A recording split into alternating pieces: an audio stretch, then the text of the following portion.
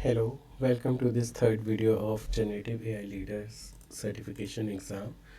This is a revisional note video. So this video covers module 3 of the exam, which is techniques to improve Gen AI output. This topic covers 20% questions of the exam. So let's begin this topic. So about prompts, we know prompt is the way we ask queries to the AI model. Prompt engineering is a way through which we craft the prompts better, which results into better outcomes from the AI model. There are few techniques in prompt engineering. Let's discuss them one by one. First is zero shot prompts, where we ask the query to the AI model without providing any example. Say, like if we have a query like, please choose right answer, which of this is a programming language, A, Docker, B, Python. Response format may vary. AI model may respond that option B is correct. AI model might say that Python is the programming language. As we not provided any example, any expectations, so AI model can respond in a way that is may be what we are expecting, may be different. Another technique is one-shot prompt, in which we provide a query along with one example to the AI model. So one sample answer along with the prompt act as a format in which we are expecting the response. So my prompt will be, my example is, please choose right answer. Which of this is a container orchestration tool? A, Docker, B, Kubernetes. Answer B is correct. Now my question is, please choose the right answer. Which of these is a programming language? A, Docker, B, Python. Now in this prompt, model will learn from the example and apply that language and give us the output as B is correct. Another technique is few shot prompting, where we provide more than one example to show the AI exactly how we want the response before asking our actual question. So in this example, as you can see, I have two examples. One is order is one pizza and one Pepsi. Answer is pizza equal to 1 and Pepsi equal to 1 in JSON format. Order is one burger and two sodas. Answer is burger equal to 1, sodas equal to 2 in JSON format. Now answer me in the same format.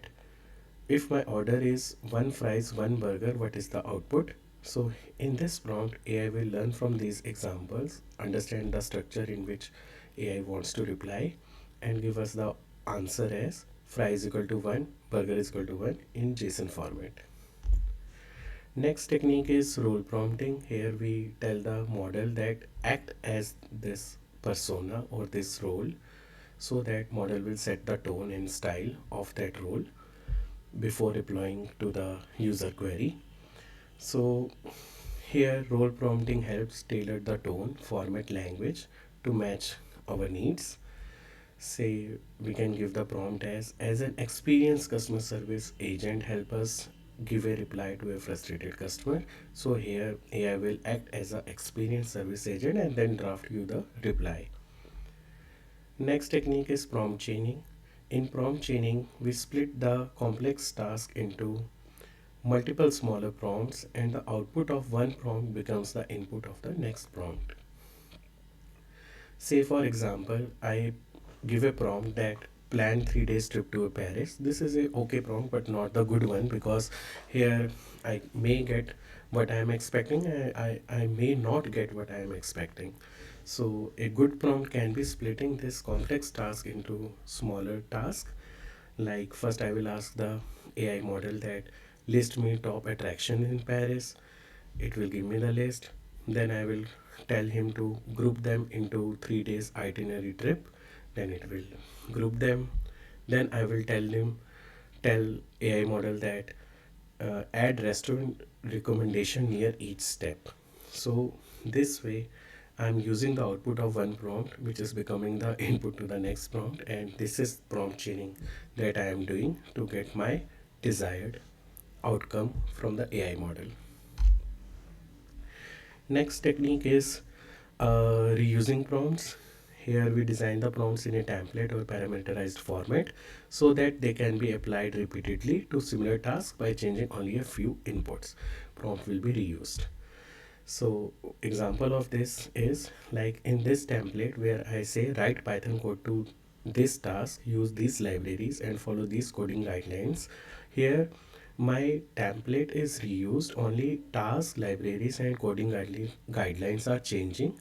So this way I am reusing this prompt, and this is another technique which is very helpful.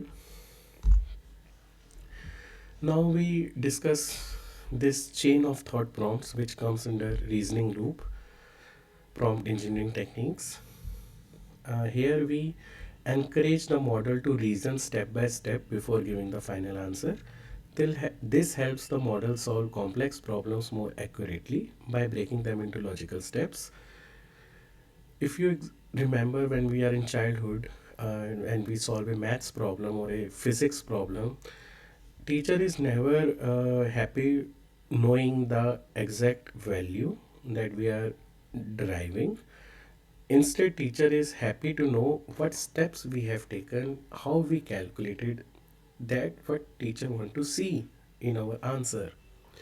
Similarly, in chain of thought, we can say the AI model how you reach to this conclusion. Tell us step by step.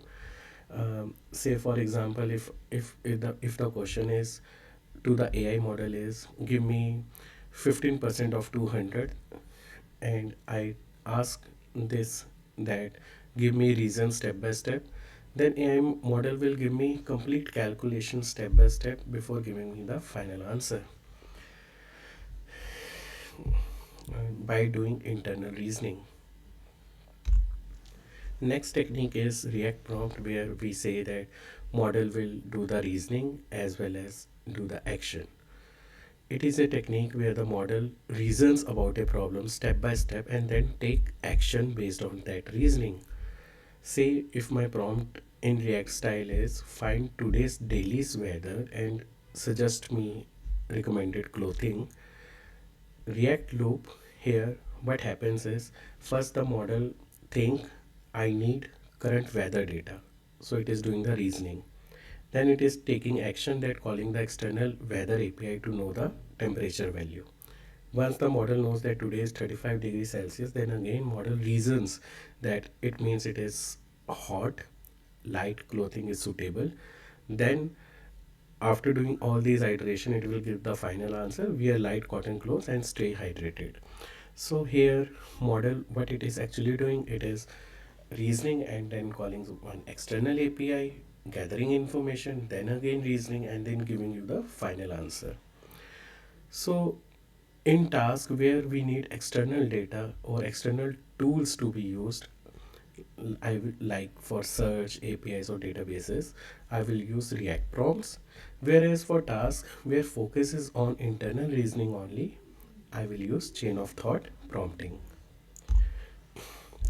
Here the quiz time now.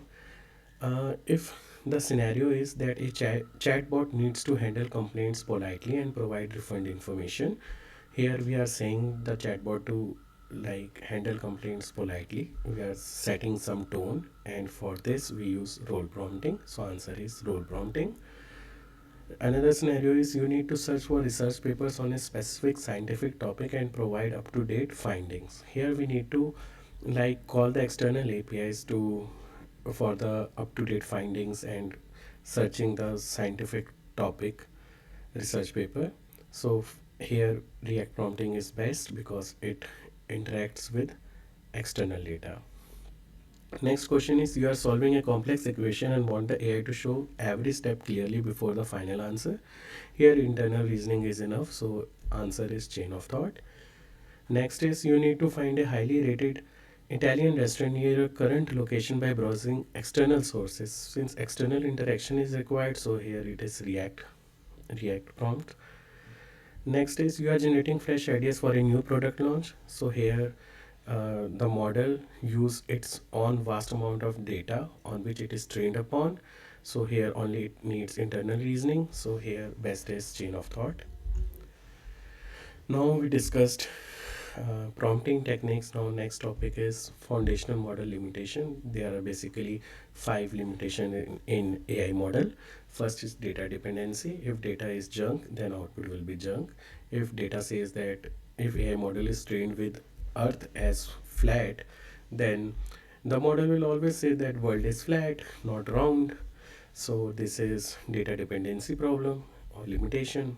Second is knowledge cutoff, which means outdated information. If model is trained up to 2023 and if a event happens in year 2025, model do not knows about it, so it's a knowledge cutoff limitation.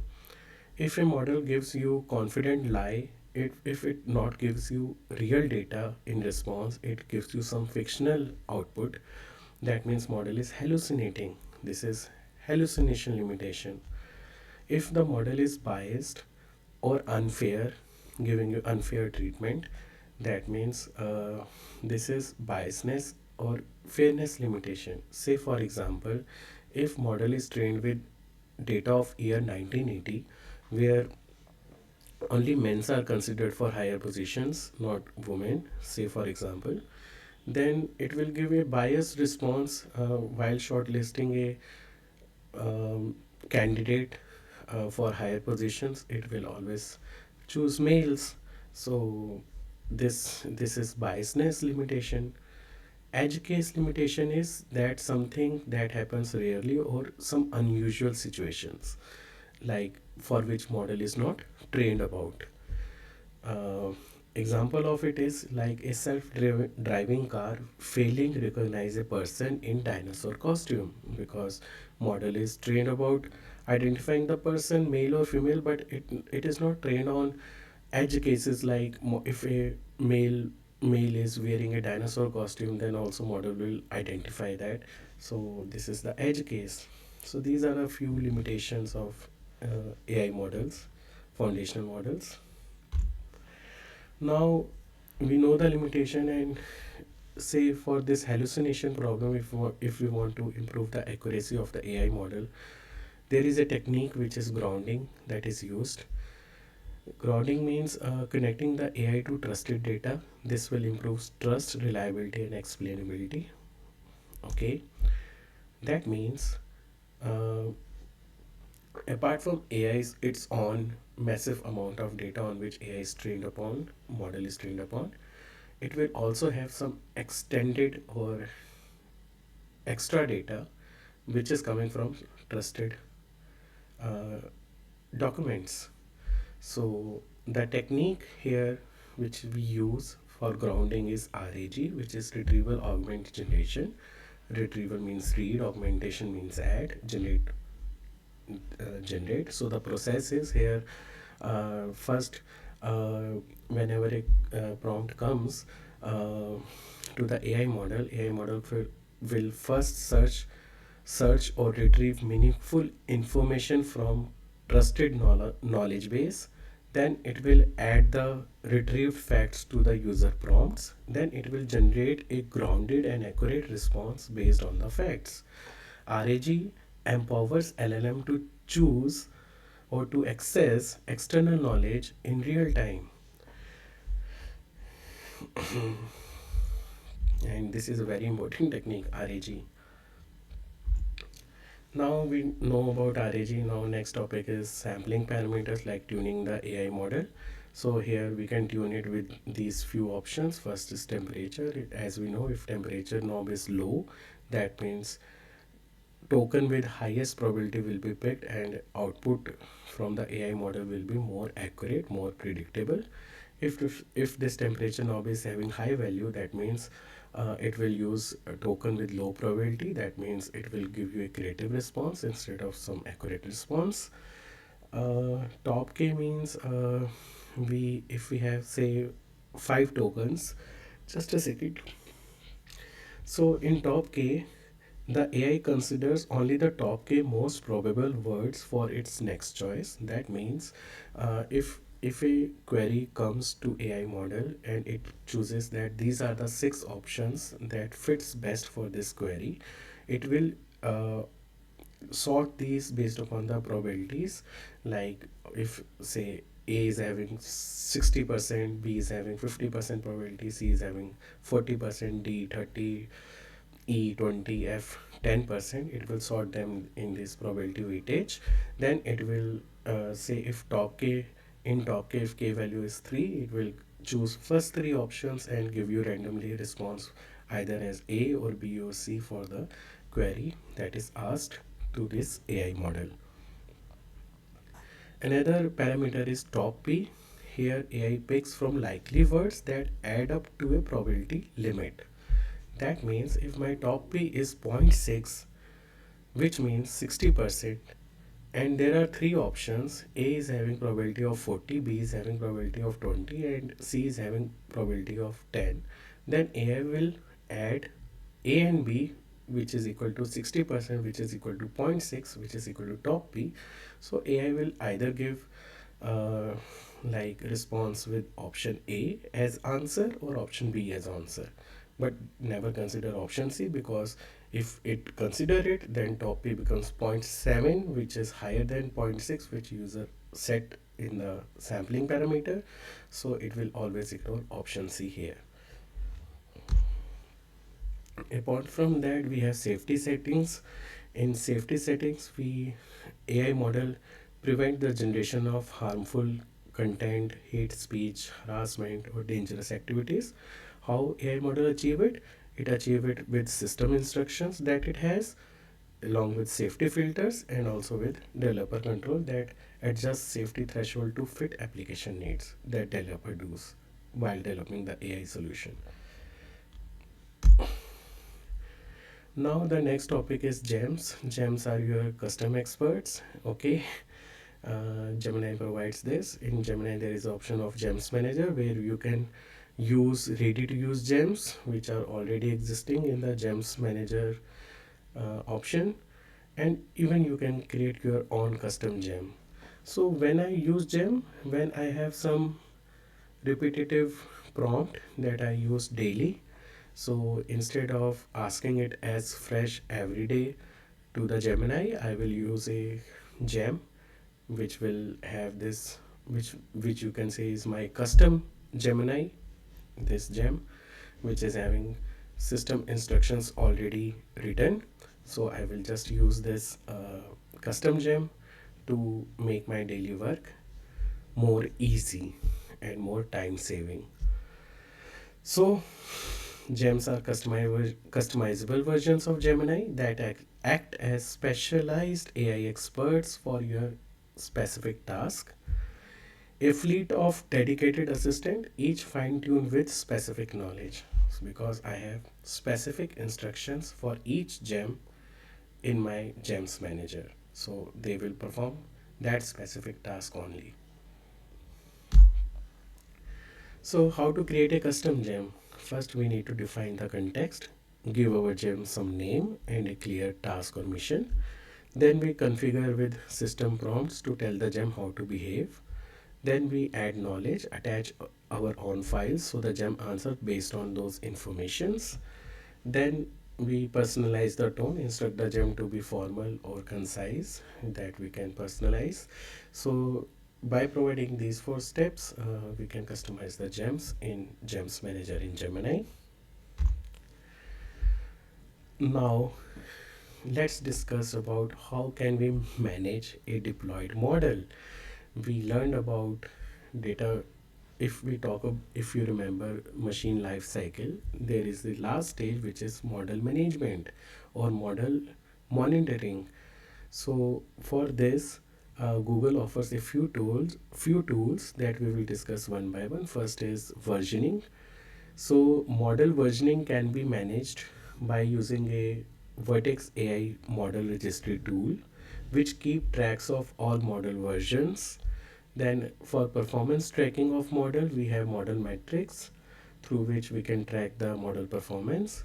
For drift monitoring, we have Vertex AI model monitoring tool, which will help us if model is not accurate over time. Then for data management, we have Vertex AI feature store to manage the data features that the model uses. So manages the data that model uses in Vertex AI feature store. So for storage of models, we have Model Garden, where we have lots of existing models, and also we can store our own model as well. And for automating ML workflows, we have Vertex AI pipelines, through which we can automate machine learning tasks. So these are the tools that are available through which we can manage the deployed model. Now the last topic is humans in the loop. So humans in the loop means AI is very well trained on vast amount of data and can give you the response by reading those data for your queries. But it is sometimes necessary to involve humans as well, because AI, although it is trained on vast amount of data, but it cannot understand sarcastic content. So AI may respond incorrect if something is prompted as sarcastically. So human involvement is must. So like in high risk decision making, we should have human in the loop. This will safeguard accuracy and also accountability. For pre-generation review, like before deploying the model, we can have human in the loop who will see the model outcomes and review any bugs or biasness before the deployment, so user will not get impacted. And post generation review also, here we can involve humans so that they will constantly monitors ML response and accordingly adapt to the changing context and human needs. So these are the topics that are documented in module 3 on Google website for this exam. I hope I am able to help you revising them. So thank you for watching this video, and I will meet you in the module 4, which is the last module of this exam. So thank you, wish you good luck for the exam. Bye.